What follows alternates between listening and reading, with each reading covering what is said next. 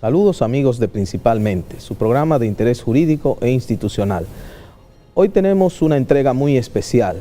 En el ámbito de la medicina forense nos acompaña el doctor Miguel Lorente, destacado médico forense español, con quien hablaremos acerca de la violencia de género. Acompáñenos.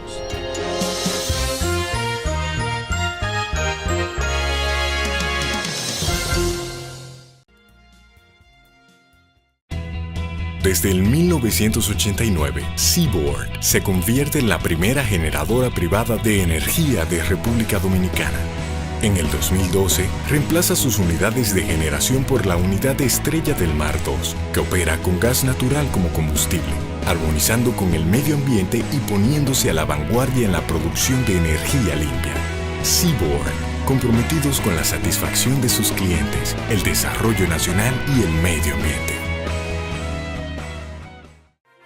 La Comisión Especial del Senado, designada para estudiar la elección de los miembros y suplentes de la Junta Central Electoral para el período 2016-2020, que preside el senador Dionis Sánchez, inició este jueves las evaluaciones.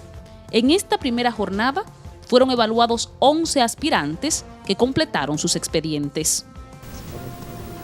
Y pudimos ver en estos aspirantes personas con mucha capacidad, diversas, algunos tienen muchas experiencias y personas que realmente pueden aportar bastante de ser incluido como miembro de la Junta. Durante la sesión de esta semana, el senador Rafael Calderón, miembro de la Comisión Especial del Senado, designada para evaluar las aspiraciones a miembros y suplentes de la Junta Central Electoral para el periodo 2016-2020, presentó un informe al Pleno Senatorial sobre los trabajos realizados por dicha comisión.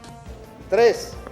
En la semana del 19 de septiembre, la comisión continuará con el proceso de las entrevistas de los candidatos, garantizando un ejercicio transparente y ajustado a los procedimientos del Senado de la República. Asimismo, el Senado aprobó este miércoles una resolución en rechazo al golpe de Estado a la presidenta de la República Federativa de Brasil, Dilma Rousseff. Por considerarlo un nefasto golpe a la democracia, ya que fue elegida por más de 54 millones de brasileños en el año 2014. Los legisladores también aprobaron una resolución en la República de China-Taiwán por una mayor y significativa participación en las agencias especializadas en la ONU, y otra que rechaza el bloqueo económico y financiero que mantienen los Estados Unidos contra Cuba. Fue incluido en el orden del día la resolución que apoya el pronunciamiento de la Asamblea General de las Naciones Unidas y la Organización de Estados Americanos en contra del bloqueo económico, comercial y financiero a Cuba por parte de los Estados Unidos de América. La Comisión Especial del Senado, designada en la sesión del 22 de junio del presente año para estudiar el proyecto de ley para la aprobación y adquisición del patrimonio cultural de la República Dominicana, se reunió esta semana con los proponentes de la iniciativa y técnicos de la institución. La Comisión Permanente de Defensa y Seguridad Nacional del Senado recibió esta semana al Superintendente de Seguridad Privada, General de Brigada Justo Amílcar Fernández, a representantes de las asociaciones que aglutinan las empresas de seguridad privada, la Asociación de Bancos y la Asociación de Jóvenes Empresarios, en el marco de la discusión del proyecto de ley de seguridad privada. La Comisión de Medio Ambiente y de Hacienda también agotaron turno de trabajo. Esta última continuó las discusiones del proyecto de ley de mercado de valores y la ley de bebidas alcohólicas.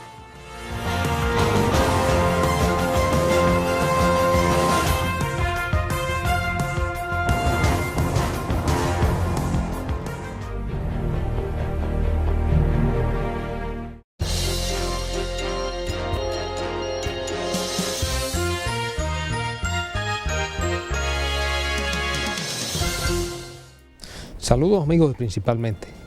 Hoy principalmente vamos a tener un programa que se sale de lo que es la línea programática, si se quiere, que siempre llevamos a cabo aquí, Principalmente, que siempre traemos juristas, abogados, a tratar diversos temas relacionados con el derecho. Hoy tenemos el honor de contar con la presencia de un profesional de la medicina, pero que ha estado en su ejercicio muy vinculado a lo que es la medicina forense, la medicina legal. Un profesional además con una larga trayectoria en su país, España, un prolongado ejercicio profesional, sobre todo en esta área de la medicina legal, la medicina forense, y que además se ha especializado por tratar unos de los temas que a nosotros aquí en República Dominicana nos ha causado grandes dolores de cabeza y nos sigue causando, como es el tema de la violencia de género o violencia intrafamiliar. Es un problema que ciertamente tiene diferentes variables y vertientes, que es multicausal el problema de la violencia de género, no solo en nuestro país, sino a nivel mundial, porque realmente es un fenómeno. Sin embargo, nosotros como un país latinoamericano, un país con fuertes raíces machistas, la verdad que el fenómeno ha alcanzado categoría de epidemia, si se quiere, en República Dominicana, por los altos índices de feminicidios que en los últimos años se han experimentado en nuestro país.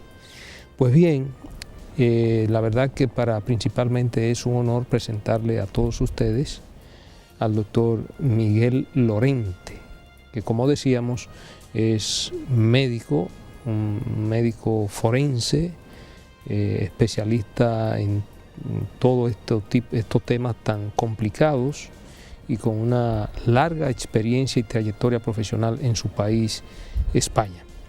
Doctor, es un placer tenerlo por aquí en este programa, principalmente que, como decíamos, básicamente la especialidad de este programa es tratar temas eminentemente jurídicos, con juristas, con abogados, pero a pesar de que usted es un profesional de la medicina, es un profesional de la medicina que de una u otra manera ha cohabitado con el derecho, porque vemos en su currículo que su trayectoria profesional se ha destacado fundamentalmente por el estudio de la medicina legal, la medicina forense y sobre todo un aspecto que es de mucho interés en nuestro país, que tiene que ver con el asunto de la violencia de género e intrafamiliar. Sí, muchas gracias. Para mí también es un honor estar en este maravilloso país y también una gran satisfacción participar en este programa y abordar desde ese análisis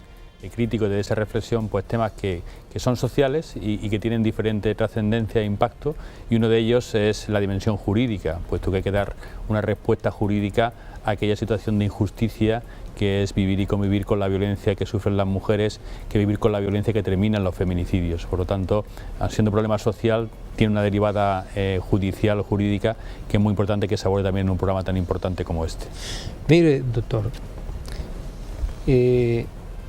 aquí en República Dominicana, decíamos en la introducción, el problema de la violencia de género e intrafamiliar ha alcanzado casi categoría de epidemia, porque en un país de apenas 10 millones de habitantes se producen un alto índice de feminicidio años tras años.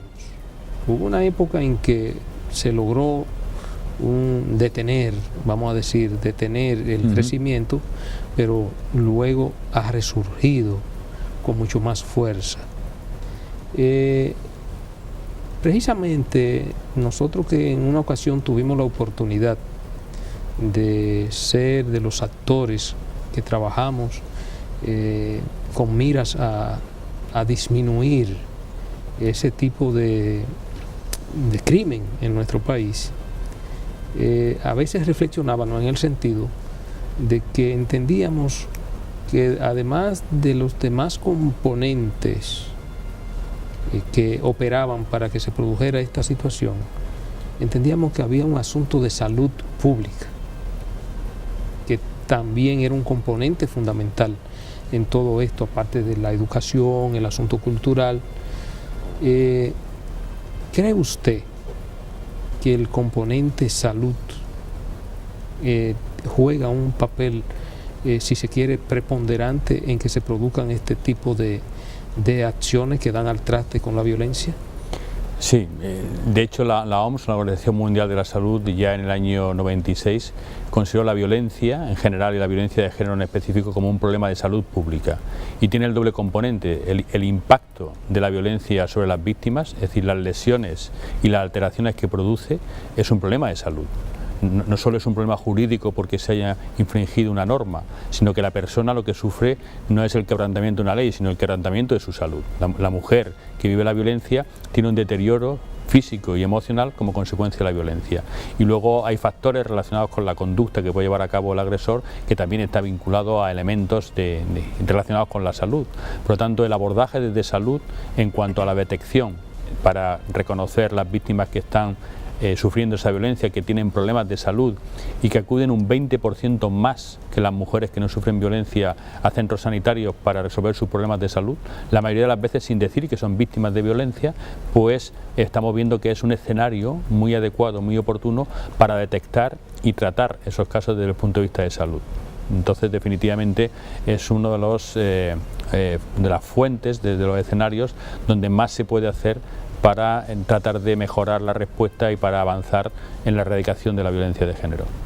Doctor, sabemos lo importante que es la medicina forense como, digamos, auxiliar del sistema de justicia en distintos ámbitos, aunque uno casi siempre lo refiere al ámbito penal, criminal, y como en el caso que que venimos hablando de la violencia de género. Pero nos gustaría saber de las especificidades, digamos, de una materia tan sensible como la de violencia de género, que si lo vamos a decir de alguna manera, ¿qué asuntos tiene que tomar en cuenta un médico forense? Que normalmente en otros ámbitos, digamos, de un accidente de tránsito, de circulación o golpes y heridas que no involucran violencia de género, quizás no toma en cuenta rutinariamente. Sí, pues es muy importante conocer que se trata de una violencia mantenida en el tiempo, que generalmente no se denuncia a diferencia de otras violencias. Una persona que se pelea en un bar, en una cafetería, en un problema de tráfico, inmediatamente denuncia la agresión que ha sufrido.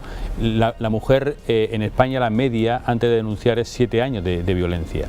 Y eso es algo que cuando acude a la consulta del médico forense, pues ya tiene una serie de secuelas que no están relacionadas con las lesiones. Entonces, lo importante es ser consciente de que cuando hay una denuncia, generalmente detrás de esa denuncia hay una historia. Las lesiones se caracterizan precisamente no por su gravedad, sino por la acumulación que han producido a lo largo del tiempo. Entonces, son lesiones que se localizan fundamentalmente en lo que es el tronco, el pecho, la espalda y el abdomen, y en la cabeza, porque en el tronco la ropa cubre esa parte y no muestra las lesiones, y en la cabeza el cabello cubre ese tipo de lesión y tampoco muestra. Y luego un diagnóstico muy importante para llegar a la conclusión de que estamos ante violencia es que suelen existir lesiones de diferente data, es decir, como son múltiples las agresiones en el tiempo, lo que vemos es una lesión reciente que generalmente es la que ha propiciado la denuncia, pero al mismo tiempo vemos cicatrices, vemos heridas, vemos hematomas con diferente coloración que indica que durante un periodo anterior ha habido otras agresiones. Muchas veces las víctimas, dices, estás viendo la lesión que tiene en ese momento y ves el hematoma rojo, el hematoma reciente, y al lado ves un hematoma azulado que indica que tiene unos 7 días, uno verdoso que tiene unos 10 días, uno amarillento que tiene 15 días, y tú le preguntas por esos otros hematomas y te dice, no se preocupe, de eso ya lo he perdonado, el que me duele ahora y el que lo he denunciado es este último, ¿no? Entonces, conocer esa dinámica, conocer que junto al plano físico hay un deterioro del plano psicológico o emocional para poder contrarrestar y compaginar la lesión física con la psicológica, y luego buscar las alteraciones a largo plazo, lo que produce vivir no solo la agresión, sino vivir continuamente una situación de amenaza, de crítica, de estrés, de lo que es humillación, que es lo que habitualmente viene a hacer. Todo eso produce un cuadro muy característico que habitualmente no se estudia, porque la gente en la respuesta profesional va buscando el hematoma, va buscando el ataque último que se ha denunciado, pero no toda la historia de violencia que está viviendo esa mujer y que deja secuelas y deja señales en el cuerpo que tienen que ser utilizadas como evidencias, indicios, para que, como muy bien ha dicho, pues se pueda dictar justicia desde la resolución judicial que se adopte.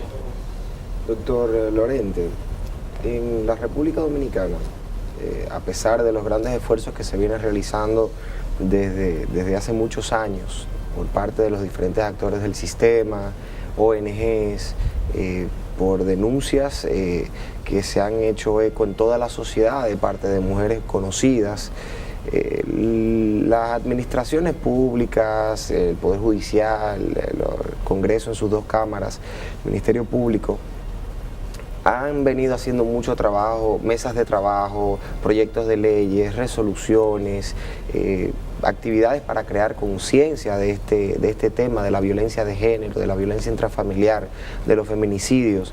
Y evidentemente en la República Dominicana hay una constante en cuanto a este tema, o sea, los números no bajan. Al 2016 se ha calculado que cada 68 horas hay un feminicidio aquí en el país. Entonces estamos ante una situación cuyas soluciones no se han encontrado definitivamente. No hay una baja, no hay una disminución. Siempre hay que esperar a diciembre de cada año para saber de cuánto fue el número de muertes o de denuncias que hubo por parte de mujeres que se atrevieron a denunciar o que fueron reportadas como víctimas de un feminicidio. Y dada la similitud cultural que tiene la República Dominicana con España por un tema histórico sí, bastante conocido por todos nosotros, y además por un intercambio académico, profesional, comercial que hay entre los dos países, turístico, puede ser muy útil la opinión de usted sobre la situación actual de España y qué ha hecho España en los últimos años con relación a este tema, máxime cuando usted desempeñó cargos de alta relevancia y de mucha actividad en cuanto a las políticas públicas que implementaba el gobierno en el tema de violencia de género. Sí, muchas gracias. Efectivamente hay similitudes en todos los países, y es verdad que cuanto más estrechos sean los lazos, pues más similitudes encontramos, y eso siempre nos aporta una referencia muy válida para ver qué tenemos que hacer y qué tenemos que seguir haciendo, porque hay que tener en cuenta que todo lo que se ha hecho ha tenido eficacia, ha sido eficaz, no lo suficiente, pero pensar que lo que se ha hecho no ha servido a veces puede dar la sensación de que estamos ante un problema imposible o ante un problema inevitable, que es una de las trampas en las que a veces caemos, porque es muy duro tener que estar contabilizando las víctimas sin ver un resultado positivo como una disminución significativa. Yo creo que es muy importante ser consciente de que hay dos elementos importantes. Uno de ellos es que estamos luchando frente a siglos de desigualdad, siglos de violencia, siglos donde el machismo ha utilizado la capacidad de imponer para situar a las mujeres en los espacios que previamente había diseñado para ellos. Eso ha cambiado. Hoy las mujeres tienen un cambio completo y radical en lo que ha sido su identidad, el enfrentarse a la sociedad con unas perspectivas, con unos objetivos distintos, y el vivir una vida de manera autónoma e independiente a través de su propio desarrollo y de sus propias iniciativas, ¿no? Entonces, ese cambio de ubicación de las mujeres está desplazando a los hombres, o están sintiéndose desplazados, están viviéndolo como si fuera un ataque a su posición histórica y tradicional, y por lo tanto como una pérdida en lugar de como una ganancia, puesto que cuando compartimos lo que hacemos es ganar el doble, no dividir, sino que estamos disfrutando la sociedad conjuntamente. Entonces esa sensación de desplazamiento muchos hombres la han traducido en violencia. Y lo estamos viendo incluso en las edades más jóvenes, donde las chicas adoptan posiciones de autonomía, de independencia, y los chicos intentan recuperar su espacio por medio de la violencia. Y luego es muy importante el tratar de articular la respuesta desde una posición global con medidas integrales.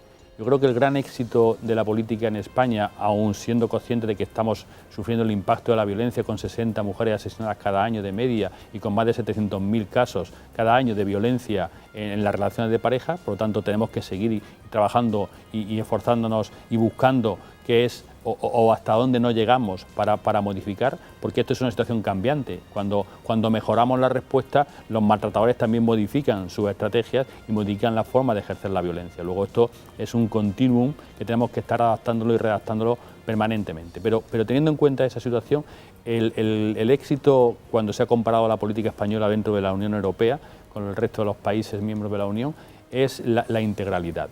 El tener una norma que da respuesta desde lo que es la concienciación, la prevención, la educación, la atención, la protección, la sanción, de una manera integral. Todo está coordinado y hay un órgano de coordinación, que eso es muy importante, porque hablamos de transversalidad diciendo que todos los ministerios, todas las instituciones tienen algo que hacer, pero no hay alguien que esté velando por que se haga.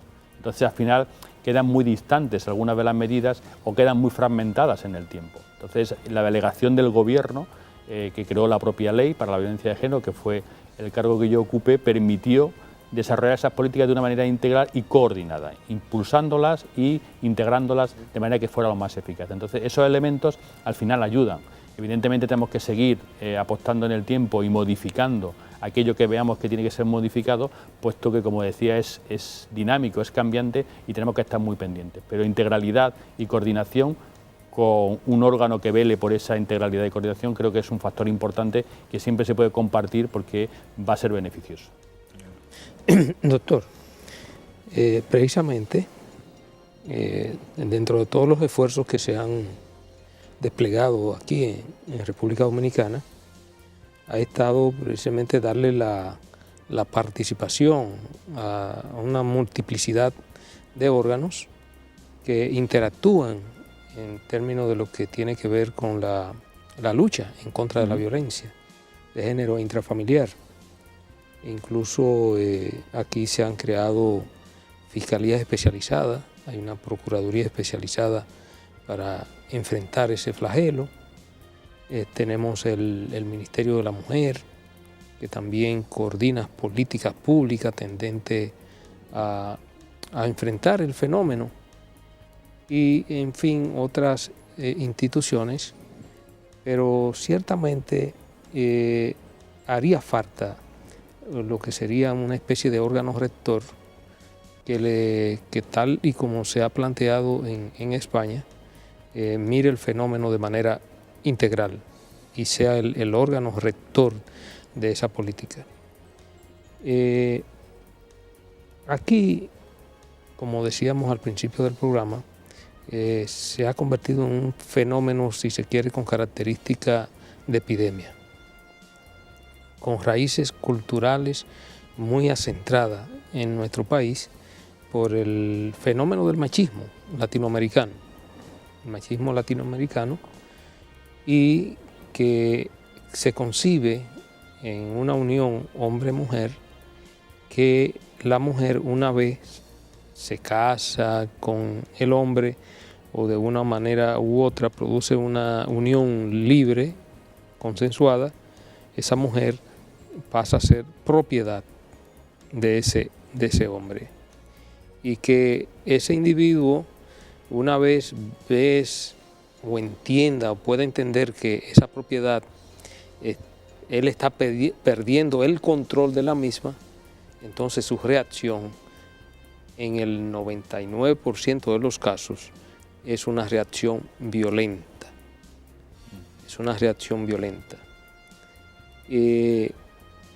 Por eso decíamos al principio también que aquí está el componente, aparte del componente de educación, el componente cultural, hay un componente de salud pública, en que el individuo pierde el control, y una vez pierde el control, entonces esa pérdida de control le hace generar violencia, y esa violencia desencadena en hechos lamentables, en la mayoría de las veces, que dan al traste incluso con la vida de esa mujer. En España, ¿cuál fue, sobre todo, viéndolo desde este punto de vista, el aspecto que conllevó para que las autoridades y sobre todo se produjera la acción de crear una unas políticas públicas integrales que dieran al traste con el fenómeno. Sí, tuvo un origen muy concreto además, porque aunque hay casos en los que efectivamente hay una cierta pérdida de control y son más explosivos en la forma de llevarse a cabo, cuando analizamos las sentencias por homicidios que se lleva a cabo en el Consejo General del Poder Judicial, yo formo parte del grupo de análisis y la parte forense analizo el porcentaje de casos donde ha habido algún tipo de factor, digamos, que influye en la conducta de carácter mental, está alrededor del 5 o 4%, depende del año, 6%. No es la mayoría sí demuestran control, premeditación, planificación, ¿no? Pero en España hubo un caso muy concreto en el año 97, en diciembre del 97, que fue el asesinato de una mujer, Ana Orantes, por su marido, José Parejo. Fue un caso en el que la mujer acudió a un programa de televisión donde contaban historias personales junto con otras mujeres y en un momento determinado ella contó que ella había sido maltratada, era una mujer de unos 60 y tantos años, ella se había separado del marido, vivían en la misma casa pero en pisos separados, con puertas distintas, y entonces dijo que ella había sido maltratada, no dio detalles, no entró en factores, pero dijo que sí, que había sido maltratada, que había tenido una vida muy dura, que había sacado a su hijo adelante, en fin, un comentario pues, de programa de televisión vespertino, sin mayor consecuencia y trascendencia. Y el marido, que estaba en el pueblo, dijo, a esa la mato yo. Lo dijo públicamente en el bar. Y efectivamente, al día siguiente, cuando la mujer regresó al pueblo, el hombre le dio muchos golpes, la ató a una silla, siguió golpeándola y luego la roció de gasolina y le pegó fuego. Un crimen horrible, horrible. Y hubo una respuesta en los medios de comunicación. Los medios de comunicación se sintieron responsables de esa muerte, en alguna manera, ¿no? Porque había estado la mujer en una televisión y había contado el caso. Entonces, los medios de comunicación, yo en el año 97 llevaba prácticamente 10 años ya trabajando en el tema y nadie se preocupaba de la violencia. Lo ponían como el crimen pasional, como la España negra, la crónica negra, etcétera, etcétera, ¿no? Pero no había una preocupación, un interés en conocer qué había detrás de todo eso. Pero el caso fue tan impactante, fue tan dramático y hubo tanto interés por parte de todos los medios, es decir, ¿qué está pasando aquí? ¿Esto qué es? Que empezaron a escuchar a las asociaciones de mujeres, al movimiento feminista, a las personas que estábamos analizando desde el punto de vista científico y empezaron a darle difusión y cambiaron la mirada. En lugar de presentarlo como una especie de descontrol, arrebato, lo empezaron como una consecuencia de una situación machista, de control, dominio, sometimiento hacia la mujer. Y ese cambio social, que empezó por la sociedad, hizo que la organización de mujeres pues, hiciera un planteamiento que fue pedir que se creara una ley integral. Una ley integral que además coincidió que durante la campaña electoral que se estaba desarrollando en el año 2004, un día de febrero, asesinaron a 4 mujeres el mismo día. Cosa que ha ocurrido en 2 ocasiones a lo largo de todos estos años. Y uno de los candidatos, en aquel caso José Luis Rodríguez Zapatero, que era candidato por el Partido Socialista, ese día dijo, la primera ley que yo voy a hacer si soy presidente del gobierno va a ser una ley integral contra la violencia de género, recogiendo ese eco social. Él fue presidente en marzo y en diciembre teníamos la ley integral. Y a partir de ahí hubo un cambio significativo, motivado, originado fundamentalmente por ese crimen, fue un hecho muy concreto, y por que los medios de comunicación se hicieron eco y recogieron un poco esa reivindicación social del movimiento de mujeres y del feminismo para que hubiera una ley integral. Y a partir de ahí pues se ha ido desarrollando, todavía faltan cosas por desarrollar, pero se ha ido permitiendo, como decíamos antes, cambiar un poco y articular toda la respuesta de una manera más ordenada, de una manera más coordinada. Muy bien, doctor, vamos a aprovechar para hacer una breve pausa. En el próximo segmento vamos a seguir tratando y abordando este tema y otros de sumo interés.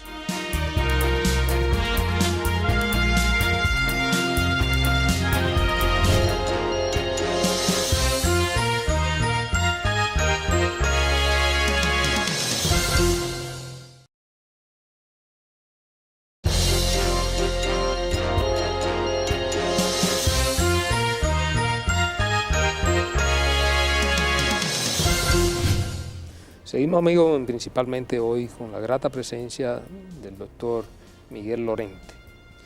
Bueno, doctor, la verdad que el tema es un tema, si se quiere, hasta apasionante y sobre todo un tema de un alto perfil e interés, porque no solamente por las repercusiones que tiene a nivel social, sino que repercute en toda parte del mundo, en unos países con mayor contundencia, en otro un poco menor, como en el caso de España, que han logrado obviamente avanzar y detener este fenómeno. En lo que tiene que ver, usted hizo referencia en su intervención a la influencia de los medios de comunicación, sobre todo para moldear de determinado tipo de conducta. Fíjese cómo la intervención de esa señora en un programa de televisión hace que ese individuo que de una u otra manera se enteró, fuera porque lo estuviera viendo el programa o fuera porque alguien se lo comentara, cómo despertó ese sentimiento de furia, de rabia, de ira, que definitivamente trajo al traste ese crimen absolutamente horrendo en contra de lo que había sido su ex pareja, porque ya estaban separados. Entonces, lo que quiere decir es que de una u otra manera el manejo que se le den a los medios de comunicación puede de una u otra manera influir en determinado tipo de conducta y sobre todo en este caso. Por ejemplo, nosotros tenemos en República Dominicana un ritmo musical que se ha hecho muy popular, el caso de la bachata. La bachata en principio ha ido evolucionando, no sé si usted lo ha oído mencionar, la bachata dominicana, ha ido evolucionando, pero la bachata desde sus inicios arranca como una música de amargue, donde el individuo que se sentía despechado, que se sentía desairado por un amor, por su pareja o por un amor platónico o lo que fuera, se dedicaba a escuchar este tipo de música, una música muy popular, de que sus raíces vienen precisamente de las capas más bajas de la sociedad en términos económicos. La bachata, aunque ya ha alcanzado a todos los niveles de la sociedad, se ha popularizado e incluso se ha internacionalizado, la bachata dominicana. Entonces, ese tipo de mensaje a través de los medios de comunicación que se hacen masivos, ¿usted entiende que pueden de una u otra manera influenciar para que este tipo de conducta se fortalezca, sea todavía mucho más activo en lo que tiene que ver con su accionar? Influye igual que influye en las películas, la violencia en los medios, todo eso influye. Es muy importante entender que no son la causa de la violencia, es decir, que nadie por escuchar bachata, por bailar bachata, va a ser violento, pero una persona violenta se refuerza en su posición con la bachata, con películas violentas, con videojuegos violentos, porque lo que hacen es reafirmarse en lo que ya previamente son.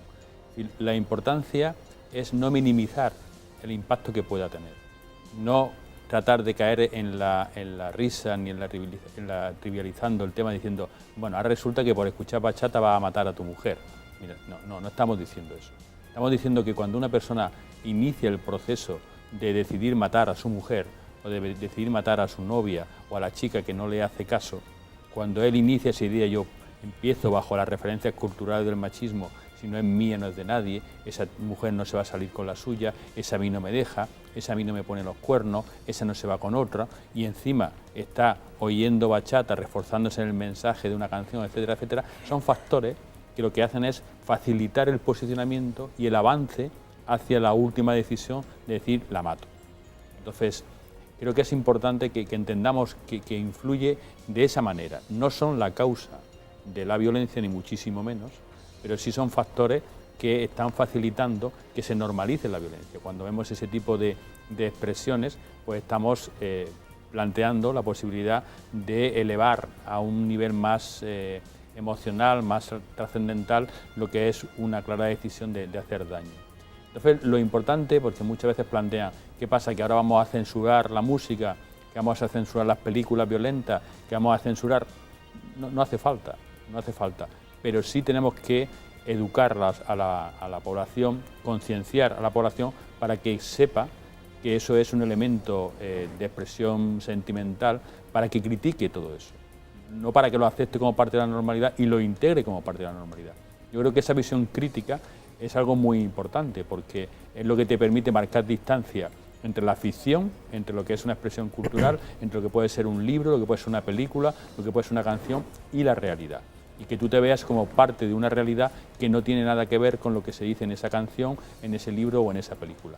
Y ahora mismo lo que estamos es perdiendo, estamos difuminando los límites entre esa expresión cultural a través de todas las nuevas tecnologías, a través de esa proximidad con la inmediatez y lo que es la realidad. Y uno se siente partícipe de una especie de realidad virtual en la que se va reforzando hacia adelante. Doctor Lorente, en sociedades donde hay refranes como que en pleito de marido y mujer nadie se mete, se corre el riesgo objetivo, diría yo, de que esos prejuicios no solo estén en el conjunto de la población, sino también en los operadores del sistema judicial o del sistema de medicina, de atención, de medicina legal o forense.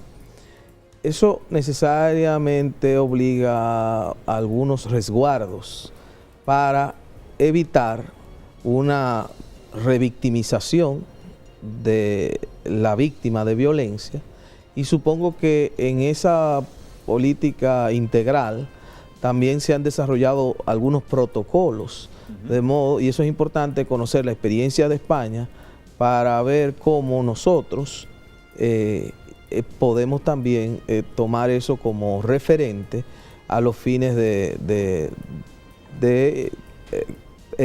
perfeccionar o fortalecer nuestras capacidades de atención y respuesta en un tema tan sensible. Efectivamente, una de las claves es ser consciente de lo que usted ha apuntado. La influencia en el agresor a la hora de llevar a cabo esa planificación y esa decisión de agredir viene por la cultura, viene por todas esas referencias, refranes, en ideas. En la Unión Europea se hizo un estudio sobre las actitudes con relación a la violencia de género, y el 3% de la población de toda la Unión Europea, de países como Alemania, como en aquella época Reino Unido, ahora estamos con el Brexit, que no sabemos qué va a pasar, pero también está Reino Unido, Francia, Bélgica, bueno, pues todos estos países, el 3% de la población considera que la violencia de género es justificable en algunas ocasiones y el 1% en todas las ocasiones. Luego la cultura ya está diciendo que hay razones para maltratar a las mujeres. Está diciendo de entrada, ya no es solo que se justifique cuando se ha producido diciendo que ha sido por los celos, por el alcohol, por las drogas, no, que de entrada hay elementos y lo reconoce la sociedad. Luego, esa sociedad está formada por los operadores jurídicos, por los médicos y las médicas en los hospitales, por los maestros y las maestras en los colegios, etcétera, etcétera. Luego, claro que vamos a dejarnos influir por toda esa construcción social que da significado, que da sentido a lo que ha ocurrido. ¿Cómo se evita eso? Pues con el conocimiento, con la especialización, con la formación, para romper con el mito, para romper con el estereotipo. De hecho, Ben Turby, que es uno de los principales especialistas en ciencia de la conducta en Estados Unidos, habla de dos procesos, uno es el de deificación y otro es el del envilecimiento. Y en violencia de género lo que ocurre es la deificación del agresor, se lo encumbra, se lo presenta como un buen hombre, como un buen trabajador. Hace unos días, cuando llegué aquí a República Dominicana, la noticia sobre el cuádruple feminicidio hablaba el vecindario de que era un buen vecino, de que era un buen hombre, que no se podían pensar que podía hacer eso, y lo presentaban como un buen hombre a la persona que lleva a cabo, es decir, se deifica. Mientras que a la mujer se la cuestiona, se la envilece, que si se ha separado, que si se ha casado con otro, que si ha hecho esto, que si ha hecho lo otro.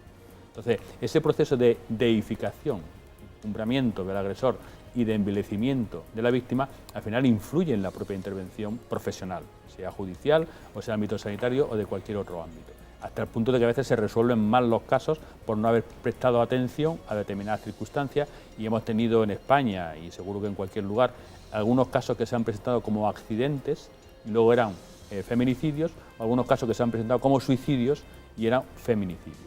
Luego, lo que usted apunta es clave, es decir, necesitamos dos tipos de actuaciones. Una, especialización, es decir, no todo el mundo va a responder igual. Todo el mundo tiene que tener un conocimiento fundamental o elemental sobre el problema, pero luego tenemos que tener unidades especializadas para ir a los casos más complicados. Entonces, a nivel forense, por ejemplo, existen las unidades de evaluación integral de violencia de género, donde hay personal de medicina forense, de psicología forense y de trabajo social. Entonces ahí se atienden los casos con un nivel de especialización. Y luego tenemos los protocolos para la valoración del daño físico, psíquico, para la valoración del riesgo, que es muy importante para poder adoptar medidas de protección adaptadas a las circunstancias específicas de esa mujer, y luego para la investigación del feminicidio. Porque de esa manera, siguiendo el protocolo, aunque el peso de los estereotipos, de la influencia cultural esté, pero tú tienes un camino más o menos delimitado por el cual recorrer y por el cual avanzar hacia la resolución del caso. Luego, la incorporación de ese tipo de protocolos son instrumentos muy válidos y muy útiles para evitar caer en las trampas que muchas veces la propia cultura, como muy bien apuntado, sitúa alrededor de los profesionales. Su comentario sobre la integralidad y un ente de coordinación entre los diferentes actores del sistema para hacer políticas coherentes, uniformes y para darle seguimiento al trabajo del Estado en cuanto al tema de los feminicidios y de la violencia de género, me parece muy interesante, sobre todo porque ese desequilibrio en los trabajos que realizan las diferentes instituciones en sus áreas, en sus respectivas áreas, puede generar fallas en la implementación de esas políticas. Y aquí tenemos un caso que es, por ejemplo, tenemos un Ministerio Público que desde hace muchos años es muy fuerte en la investigación y en la solicitud de los castigos correspondientes a los que matan a las mujeres y a los que las agreden y los que cometen violaciones de cualquier tipo, no solamente física, sino también psicológica o económica o de cualquier otra índole. Pero a veces los tribunales quieren ser muy fuertes, otros no, otras instituciones que deberían quizás especializarse un poco, como usted dice ahora, no lo hacen o no tienen esa dedicación porque las agendas institucionales tienen un sinnúmero de tareas y a veces hay incumbentes o personas responsables que tienen otras prioridades. Esto lleva como consecuencia, como resultado, que se mantengan ciertos problemas sociales, no solamente la violencia per se o el asesinato de una mujer por ser mujer per se, sino que, por ejemplo, una mujer que está siendo víctima de violencia, pero quizás el grado de violencia no ha llegado, no ha escalado a un nivel donde ella se sienta en la obligación de denunciarlo, de abandonar a esa persona, hace que la mujer no lo haga, no lo denuncie y se mantenga sometida a esta situación, como lo estuvo la persona que usted contaba, que estuvo 7 años hasta que se motivó a hacerlo. Y puede llevar a extremos como aquella mujer que no está sufriendo violencia, pero utilizando estos mecanismos coercitivos que ofrece el sistema, amenazan y someten a sus maridos. Entonces eso también es un problema que genera ese desequilibrio en la realización de las tareas en pos de esta política pública y en pos de estas soluciones que busca ofrecer el Estado. Pero quisiera concentrarme en lo que decía Ramón, porque es una frase muy común y muy repetida a diario aquí, de que en pleito de marido y mujer nadie se mete. Y en una ciudad de 2 millones de habitantes, donde hay más edificios que árboles, como es Santo Domingo, no es muy raro uno escuchar desde su apartamento que estén peleando en la casa de atrás o en el departamento de adelante, o escuchar al marido en la calle diciéndole cuantas cosas se le puedan decir a una mujer por teléfono, y uno normalmente no se mete aunque conoce a las personas. O uno tiene un primo que en una reunión familiar maltrata verbalmente a la prima o le dice, no, tú no puedes hacer esto, tú no vas a trabajar, y uno se queda callado para no involucrarse en el problema.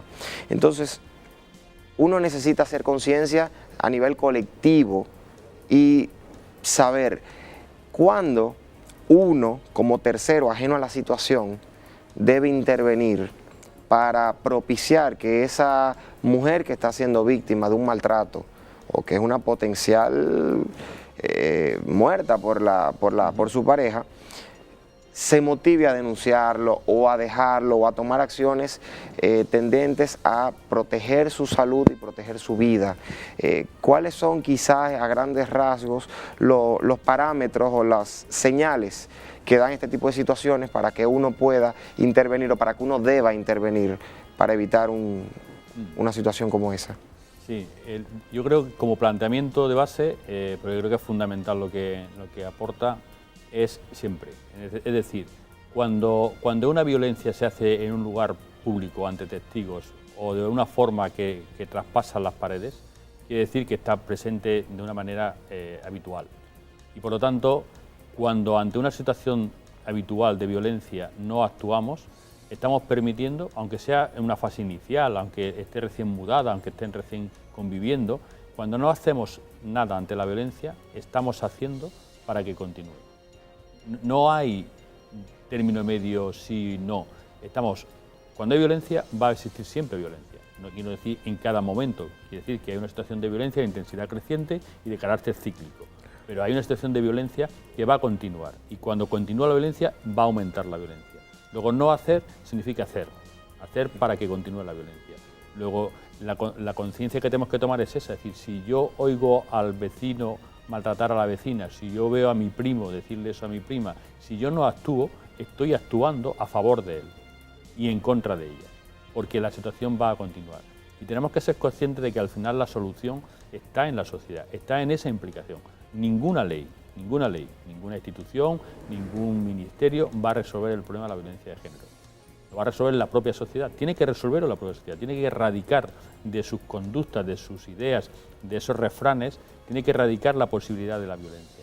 Y la ley, las instituciones, los gobiernos tienen que ayudar a la sociedad a tomar esa conciencia para posicionarse de manera crítica. Pero cuando haya esa actitud que ataca a la mujer, que la humilla, que la agrede verbalmente o físicamente, tenemos que actuar. ¿Cómo y dónde y con quién? Pues eso tenemos que también sopesarlo. Yo no estoy diciendo que a la más mínima se vaya a la policía, porque yo soy consciente que no va a servir para nada, porque la mujer va a ser la primera por esa influencia cultural que decir, no, mi marido no me ha hecho nada, eso se lo está inventando este señor. Pero tenemos que ser conscientes y tenemos que desarrollar también desde las instituciones, por lo que decía que tienen que ayudar a establecer elementos, lugares donde acudir para que se pueda intervenir, para que se pueda actuar sobre esa mujer, incluso sobre ese hombre, sin necesidad de que el primer paso, no digo que no haya que denunciar, pero si ponemos como primer y único paso la denuncia, vamos a fracasar como está pasando en la Unión Europea y en otros países, porque no todas las mujeres quieren denunciar.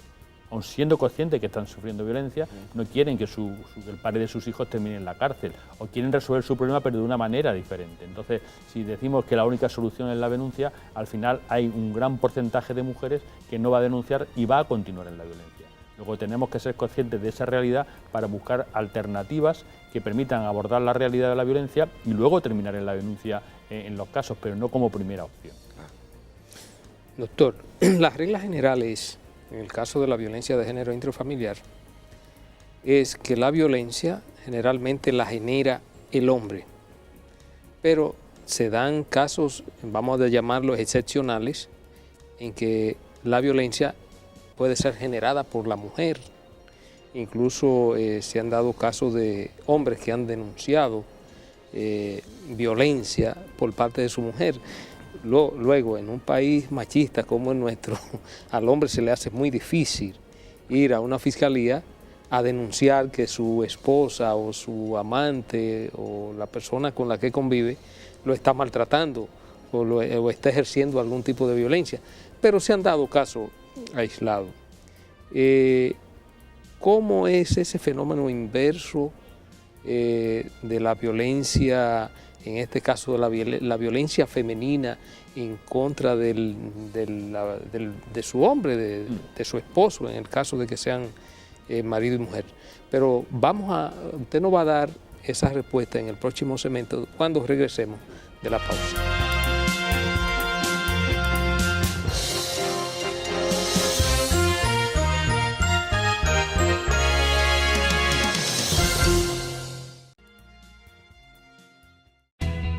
Desde el 1989, Seaboard se convierte en la primera generadora privada de energía de República Dominicana. En el 2012, reemplaza sus unidades de generación por la unidad Estrella del Mar 2, que opera con gas natural como combustible, armonizando con el medio ambiente y poniéndose a la vanguardia en la producción de energía limpia. Seaboard, comprometidos con la satisfacción de sus clientes, el desarrollo nacional y el medio ambiente. La Comisión Especial del Senado, designada para estudiar la elección de los miembros y suplentes de la Junta Central Electoral para el periodo 2016-2020, que preside el senador Johnny Sánchez, inició este jueves las evaluaciones. En esta primera jornada fueron evaluados 11 aspirantes que completaron sus expedientes. Y pudimos ver en estos aspirantes personas con mucha capacidad, diversas, algunos tienen muchas experiencias y personas que realmente pueden aportar bastante de ser incluido como miembro de la Junta. Durante la sesión de esta semana, el senador Rafael Calderón, miembro de la Comisión Especial del Senado, designada para evaluar las aspiraciones a miembros y suplentes de la Junta Central Electoral para el periodo 2016-2020, presentó un informe al Pleno Senatorial sobre los trabajos realizados por dicha comisión. 3. En la semana del 19 de septiembre, la comisión continuará con el proceso de las entrevistas de los candidatos, garantizando un ejercicio transparente y ajustado a los procedimientos del Senado de la República. Asimismo, el Senado aprobó este miércoles una resolución en rechazo al golpe de Estado a la presidenta de la República Federativa de Brasil, Dilma Rousseff. Por considerarlo un nefasto golpe a la democracia, ya que fue elegida por más de 54 millones de brasileños en el año 2014. Los legisladores también aprobaron una resolución en la República de China-Taiwán por una mayor y significativa participación en las agencias especializadas en la ONU, y otra que rechaza el bloqueo económico y financiero que mantienen los Estados Unidos contra Cuba.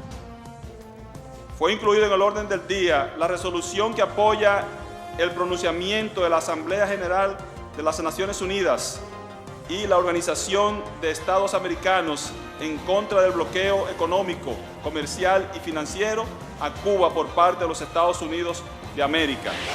La Comisión Especial del Senado, designada en la sesión del 22 de junio del presente año para estudiar el proyecto de ley para la aprobación y adquisición del patrimonio cultural de la República Dominicana, se reunió esta semana con los proponentes de la iniciativa y técnicos de la institución.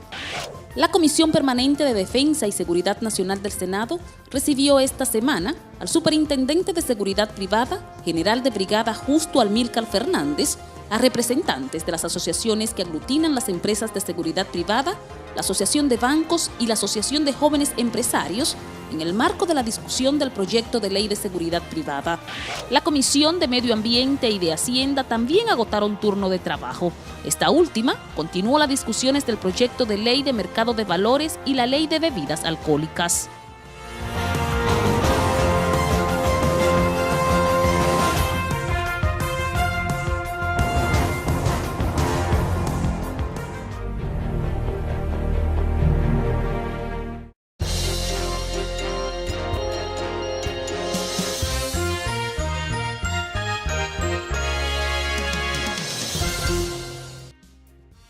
Bien, seguimos amigos principalmente hoy, la verdad que con la grata presencia y sobre todo con la brillante exposición del doctor Miguel Lorentes aquí para todos los amigos de principalmente.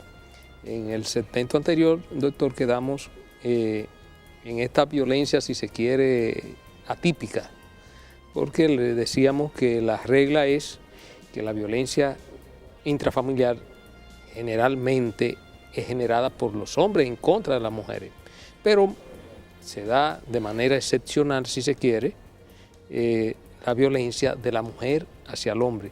¿Cómo se puede evidenciar este fenómeno y qué tipo de categoría puede dársele, doctor? Sí.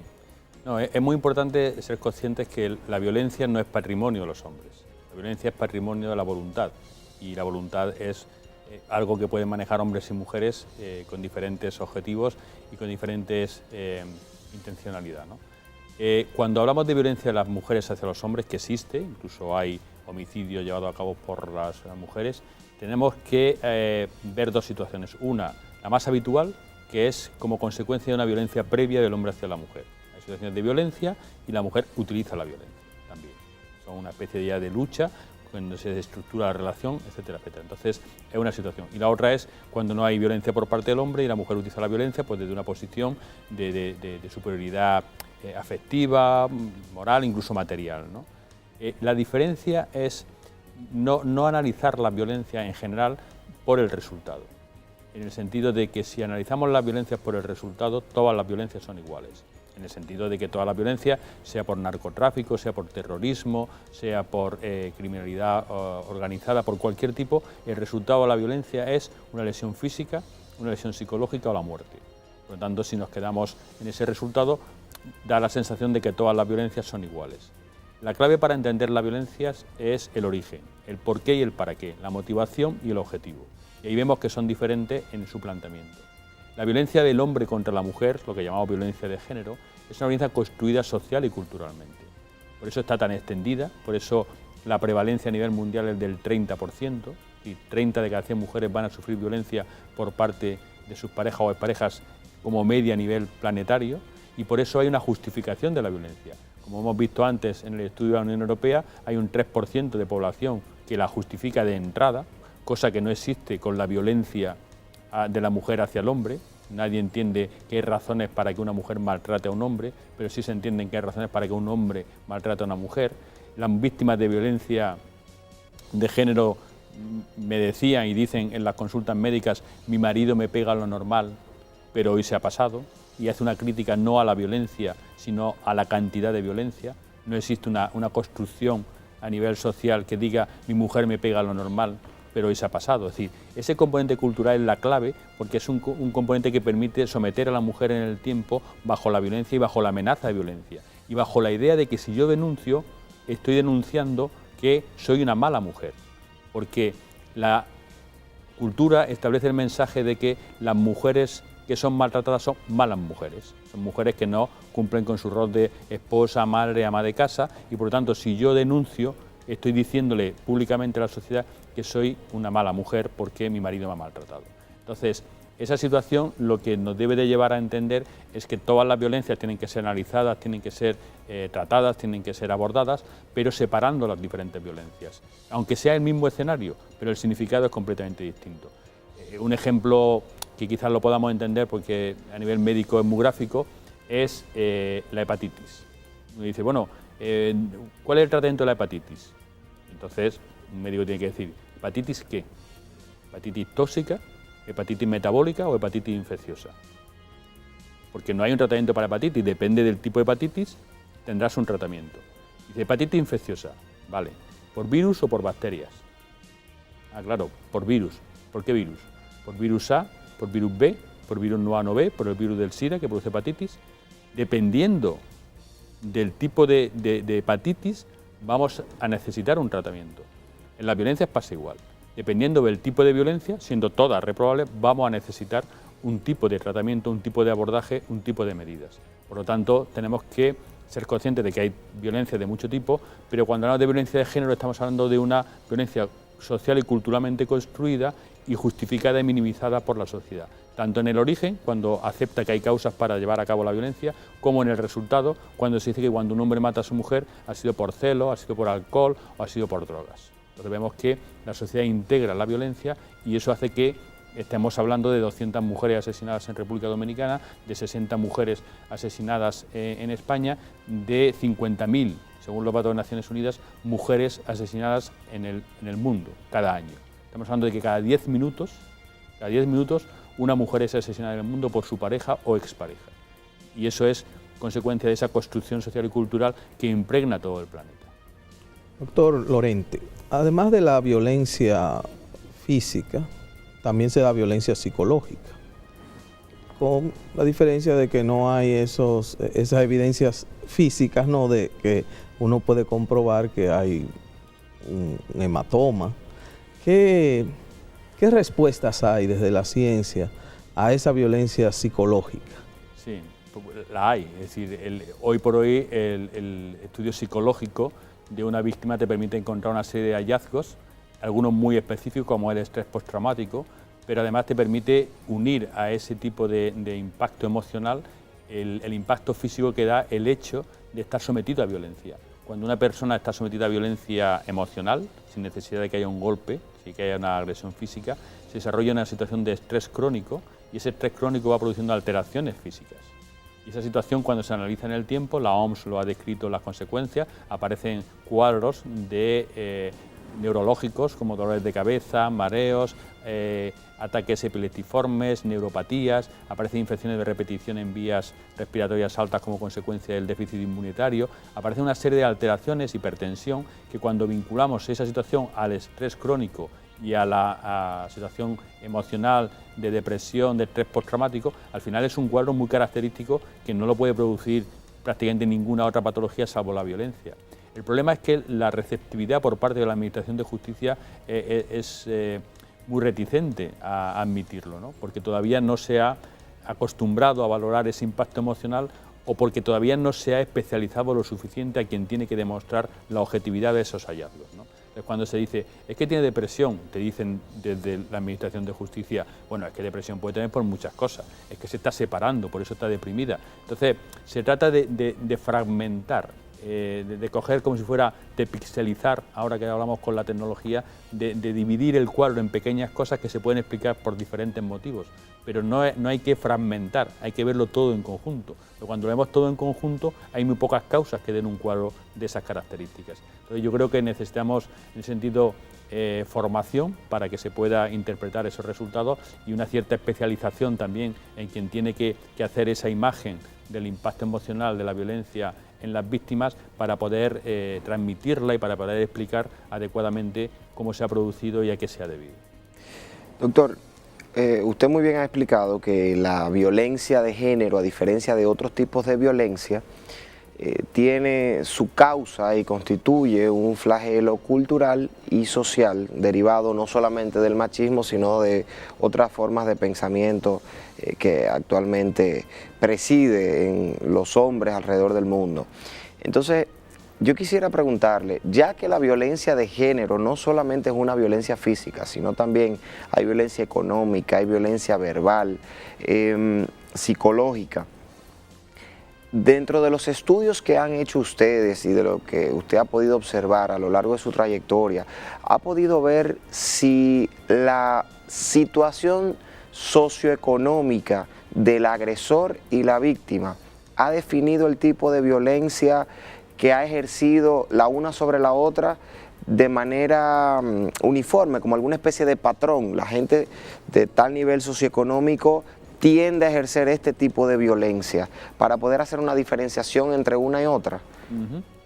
Sí, hay estudios que se han hecho mucho en ese sentido y realmente no muestran un patrón diferente, aunque sí hay factores influyentes. Me explico. Hemos dicho antes que la causa de la violencia está en la motivación del agresor y el objetivo fundamental de la violencia de género, el principal, no es dañar a la mujer. Tenemos la imagen siempre del feminicidio, de las lesiones en los casos graves, lo que aparece en medios de comunicación. El objetivo fundamental es el control, el dominio, el sometimiento de la mujer. Por eso, como apuntaba Ramón, pues se puede conseguir sin golpear. Un hombre puede maltratar a la mujer psicológicamente y la tiene sometida bajo esa violencia psicológica o bajo la amenaza de la violencia física. Pero no es el objetivo el daño, aunque es muy importante y es un instrumento para conseguirlo, sino el control. Entonces, cuando una persona tiene recursos económicos, un nivel, un estatus, tiene mecanismos alternativos para controlar y dominar a la mujer, incluso bajo la reprobación pública o bajo, digamos, la pérdida de estatus que tendría separarse, bajo la amenaza de quitarle los hijos.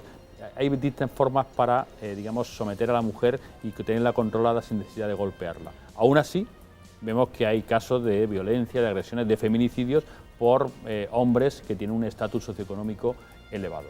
¿Qué ocurre cuando estamos hablando de un estatus socioeconómico más bajo? Pues que hay hombres que maltratan físicamente, hay otros que maltratan psicológicamente, aunque no tengan tantos recursos, pero el nivel socioeconómico, el paro, el alcohol mismo, son factores que se llaman estresantes sociales. No son la causa de la violencia, pero sí condicionan la forma de ejercer la violencia.